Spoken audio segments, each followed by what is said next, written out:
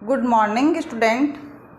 Online classes में Vinayak school की ओर से आप सबका स्वागत है। आज मैं आपको बहुब्रीहि समास के बारे में पढ़ाऊंगी। अपना टॉपिक 2 दिन से चल रहा है। समास का शाब्दिक अर्थ मैंने बताया था, जिसका शाब्दिक अर्थ है संक्षिप्त यानी छोटा करना। और समास के भेद 6 हैं। तत्पुरुष समास, कर्मधारय समास, द्विगु समास, द्वंद्व समास, अव्ययभाव समास और बहुब्रीहि समास। इस प्रकार से मैंने एक एक समास को आपको उदाहरण सहित, परिभाषा सहित बताते हुए क्लियर किया। आज अपन 6 नंबर का समास बहुब्रीहि समास के बारे में पढ़ेंगे। उसके आज ही समास का टॉपिक अपना कंप्लीट हो जाएगा। उसके साथ ही मैं आपको परसर्ग और कारक जो चिन्ह अपन तत्पुरुष समास में कारक चिन्हों के बारे में पढ़ा था। मैंने उसमें बताया था कि तत्पुरुष समास में जो विभक्ति होती है उसका लोप हो जाता है। थोड़ा सा मैं कारक चिन्हों के बारे में भी आज आपको बताऊंगी। समास बहुब्रीहि समास।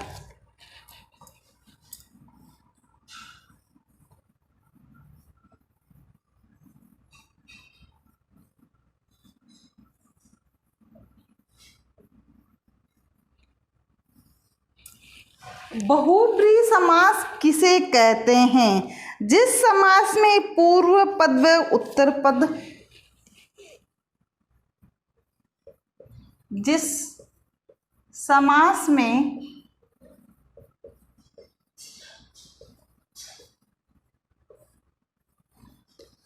पूर्व पद व उत्तर पद दोनों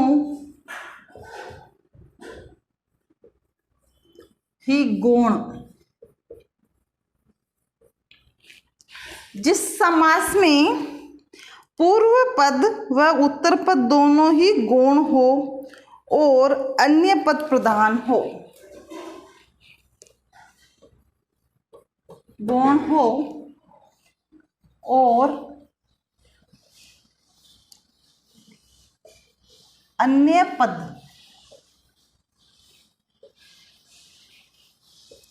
प्रधान हो।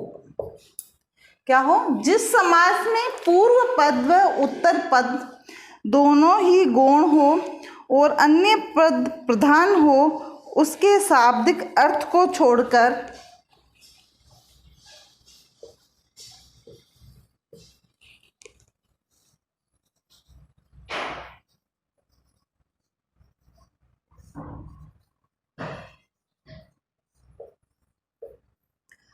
अर्थ को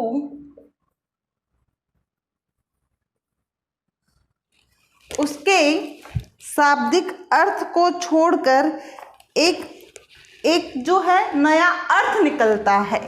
छोड़कर एक नया अर्थ निकलता है। जिस समास में पूर्व पद व उत्तर पद दोनों ही क्या हो? गौण हो और अन्य पद प्रधान हो, उसके शाब्दिक अर्थ को छोड़कर एक नया अर्थ निकलता है या निकल जाता है, वह बहुब्रीहि समास कहलाता है। वह बहुब्रीहि समास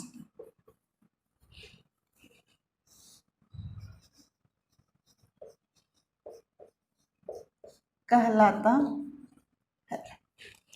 आया क्या समझ में बहुब्रीहि समास की परिभाषा? एक बार मैं इसका फिर दोहरान कर रही हूँ। जिस समास में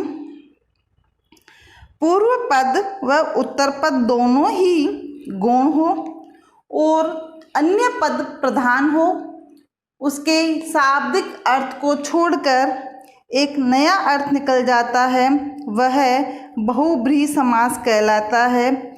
जैसे लंबोदर, जिसका लंबा है उदर, इस प्रकार का जो उदाहरण होता है वह हमारा बहुब्रीहि समास का होता है।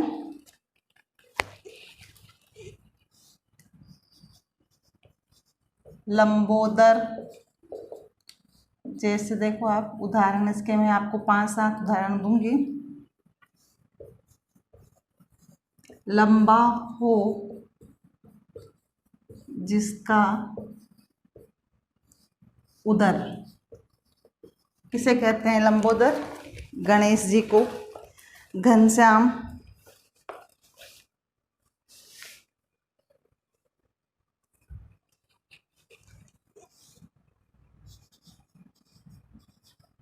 घनश्याम को कहते हैं बादल जैसा काला। बादल के घन यानी बादल, श्याम यानी काला। बादल जैसा काला अर्थात क्या होता है? श्री कृष्ण को कहते हैं। ये गणेश जी होते हैं।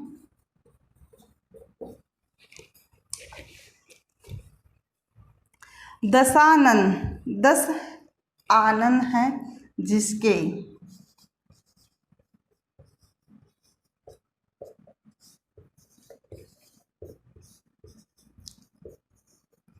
आनन है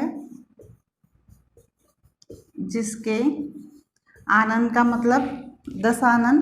रावण को कहते हैं 10 सिर वाला आनन, 10 सिर वाला जिसके रावण। समझ में आया? एक उदाहरण और दूंगी मैं आपको। त्रिलोचन,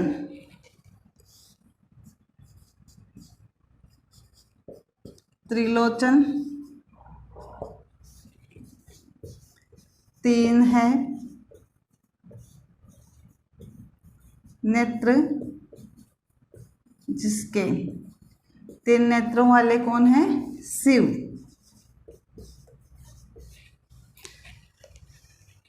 कौन है? शिव, जिसके 3 नेत्र है, त्रिलोचन। चतुर्भुज, चतुर्भुज यानी 4 भुजाएं वाले। चतुर्भुज किसे कहते हैं?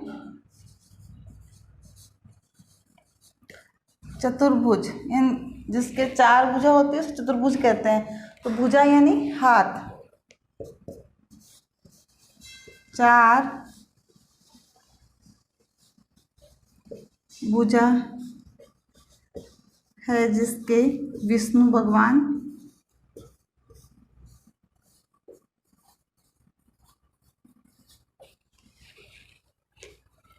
इसी तरह से आपके और भी उदाहरण हैं। हंस वाहिनी, हंस वाहन जिसका सरस्वती। नीलकंठ, नीला है कंठ जिसका, अर्थात शिव को कहते हैं नीलकंठ। शिव जिन्होंने विष को पीने के पश्चात जो है उनका कंठ है, समुद्र मंथन के बाद में जो विष निकला था उसको शिव ने पिया था। और शिव ने जब वो जहर पी लिया था विष, तो उनका कंठ कैसा हो गया था? नीला। तो नीलकंठ कहते हैं शिव को। तो नीला है कंठ जिसका, शिव। इसी प्रकार गजानन, गज के समान आनन वाला।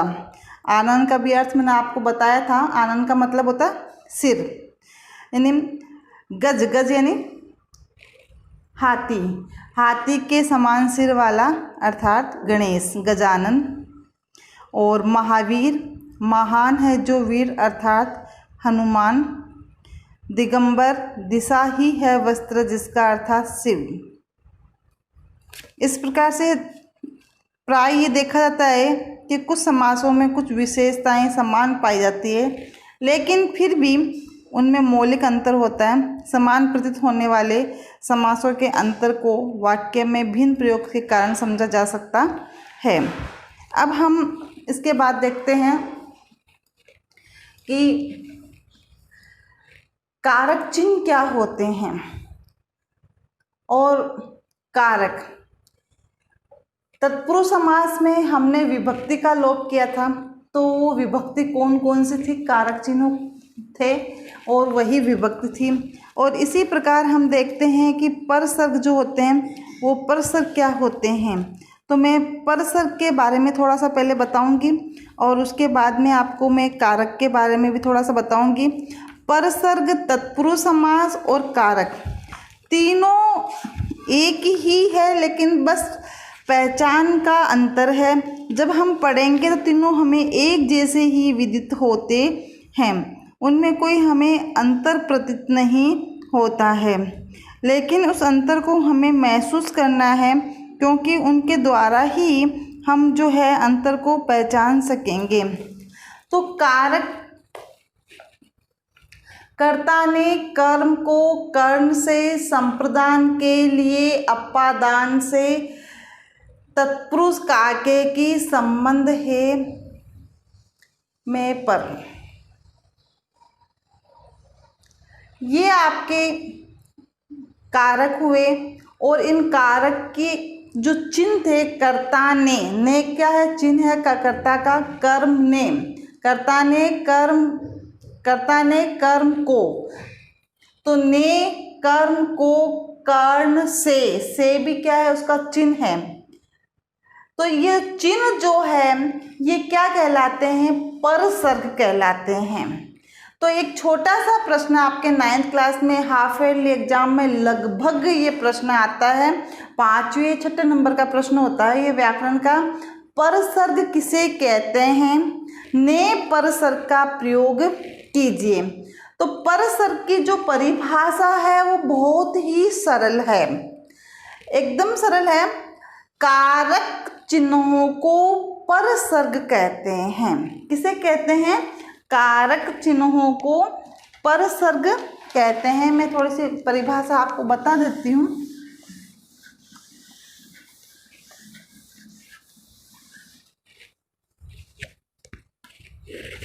कारक तो आपको पता ही है, कारक अपने 9th के कोर्स में नहीं है, लेकिन थोड़ा सा मैंने आपको बताया क्योंकि समास में कारक जो है आ रहे हैं, कर्ता से नहीं कर्म से आ रहे हैं, तत्पुरुष समास में कर्म से आ रहे हैं और उनके प्रत्येक चिन्ह जो विभक्ति है उसका लोप हो रहा है, इसलिए हमें कारक चिन्हों को ध्यान में रखना है। और परसर्ग आता है, उपसर्ग अलग होता है, परसर्ग अलग होता है। उपसर्ग प्रत्यय अलग होते हैं और परसर्ग अलग है टॉपिक। तो परसर्ग किसे कहते हैं, एक ही लाइन की परिभाषा है।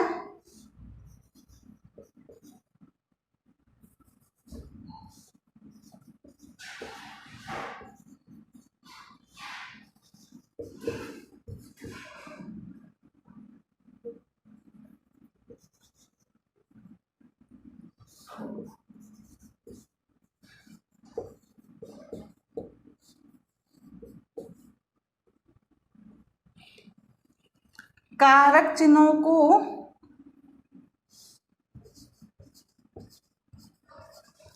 परसर्ग कहा जाता है। किसे कहते हैं, कारक चिन्हों को परसर्ग कहा जाता है। अब यहाँ आपका प्रश्न जो होता है वो ये से होता है, ने परसर्ग का प्रयोग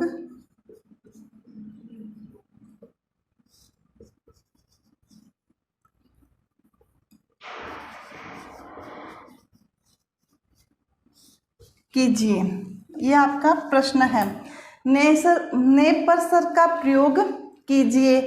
अब उसमें वो आपको कहेगा कि ने परसर्ग को या तो वाक्य दिया हुआ होगा तो उसमें ने परसर्ग का प्रयोग करना है, और या फिर वो प्रश्न पूछेगा परसर्ग किसे कहते हैं, परसर्ग के 2 उदाहरण दीजिए। 3 नंबर का प्रश्न आता है हाफ ईयरली एग्जाम में। ये प्रश्न परसर्ग का 3 नंबर का प्रश्न आता है हाफ ईयरली एग्जाम में।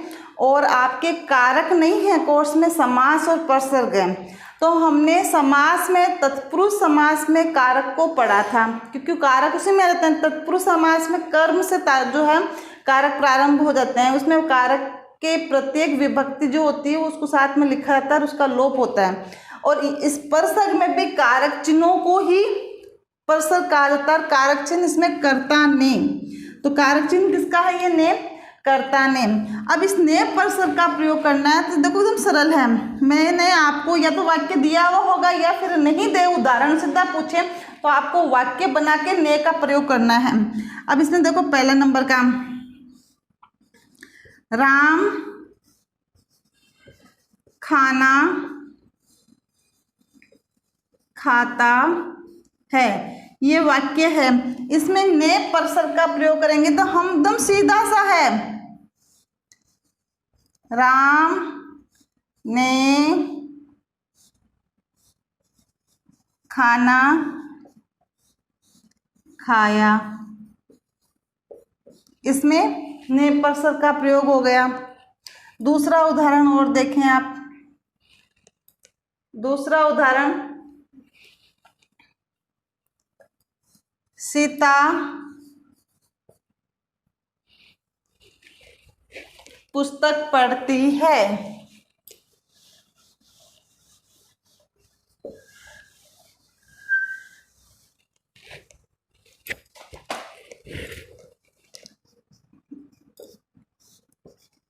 सीता पुस्तक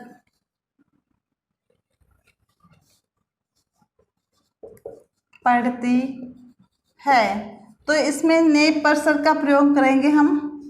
सीता ने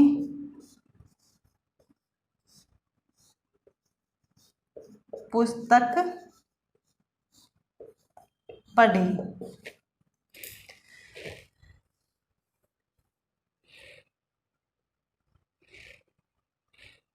ने परसर का प्रयोग हो गया। बहुत ही सरल है ये। आपके समास के साथ साथ मैंने एक छोटा सा टॉपिक है परसर्ग का, वो मैंने क्लियर कर दिया है। परसर्ग किसे कहते हैं? कारक चिन्हों को पर्ग सर्ग कहते हैं, और उसमें केवल कारक चिन्ह ने का प्रयोग अधिकांशतः पूछ जाता है। कारक चिन्ह ने किसका है? कर्ता ने। तो कर्ता के साथ ही ये ने परसर्ग का प्रयोग होता है। वाक्य दिया हुआ होगा वहां, अगर नहीं भी दिया है तो आप अपने आप वाक्य बनाकर ने परसर्ग का प्रयोग कर सकते हैं। राम खाना खाता है, सामान्य वाक्य है, इसमें ने परसर्ग का प्रयोग किया। राम ने खाना खाया। सीता पुस्तक पढ़ती है, सीता ने पुस्तक पढ़ी। मोहन फुटबॉल खेल रहा है, मोहन ने फुटबॉल खेली। हम सामान्य वाक्य का प्रयोग करके फिर उसमें ने परसर्ग का प्रयोग कर सकते हैं। इस तरह से हमारा परसर्ग का एक छोटा सा 5 मिनट का टॉपिक है वो क्लियर हो गया है। व्याकरण में ये टॉपिक है जो मैं आपको समास के साथ साथ क्लियर कर देती हूँ, और कारक भी मैंने समास के साथ ही बता दी, जबकि कारक अपने कोर्स में नहीं है। क्योंकि कारक इसलिए पढ़ने पड़े हमें क्योंकि तत्पुरुष समास में कारक आ रहे हैं। बहुब्रीहि समास की आज मैं अपना आखिरी हो गया, एक बार पुनः इसकी जो परिभाषा है बता रही हूँ। जिस समास में पूर्व पद व उत्तर पद दोनों ही गौण हो और अन्य पद प्रधान हो, उसके शाब्दिक अर्थ को छोड़कर एक नया अर्थ निकलता है, वह बहुब्रीहि समास कहलाता है। बहुब्रीहि समास कहलाता है तो उसमें जो उदाहरण हैं वो मैंने आपको बताए थे। उदाहरण उसमें लंबोदर है, दशानन है, हंसवाहिनी है, नीलकंठ है, घनश्याम है, बादल जैसा काला घनश्याम कृष्ण है, नीला है कंठ जिसका, शिव है गणेश, और गणेश का लंबोदर, और मैंने आपको गजानन दोनों ही बताया था। लंबा है जिसका उदर वो भी गणेश है। गजानन यानी गज के समान आनन वाला, आनन कहते हैं सिर को, गणेश। दशानन में भी 10 है जिसके सिर, वो है शिव। रावण जिसके 10 सिर होते हैं। त्रिलोचन 3 है नेत्र जिसके, शिव। चतुर्भुज जिसकी 4 भुजाएं होती है, हम उसे चतुर्भुज कहते हैं, लेकिन भुजाएं यहाँ विष्णु की भी कितनी है बेटे? 4। जो यहाँ अन्य अर्थ निकलता है, नया अर्थ, वह है विष्णु से जिसके 4 भुजाएं होती है। इस प्रकार से हम जो है इस टॉपिक को कंप्लीट कर लेते हैं। अब गृह कार्य में मैं आपको 2 प्रश्न दूंगी।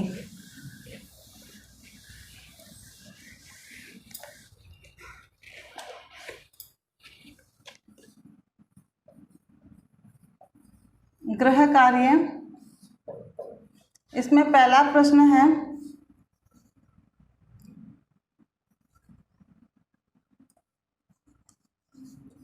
बहुव्रीहि समास किसे कहते हैं?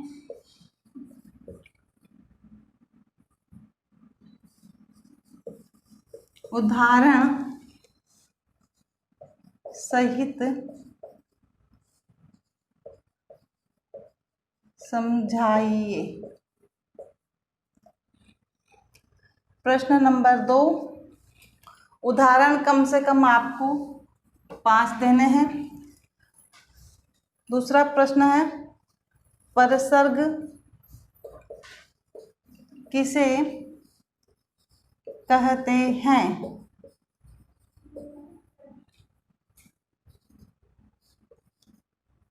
ने परसर्ग का प्रयोग करते हुए 5 उदाहरण दीजिए। ये आपका होमवर्क हुआ और बाद में आगे क्लास में हम जो है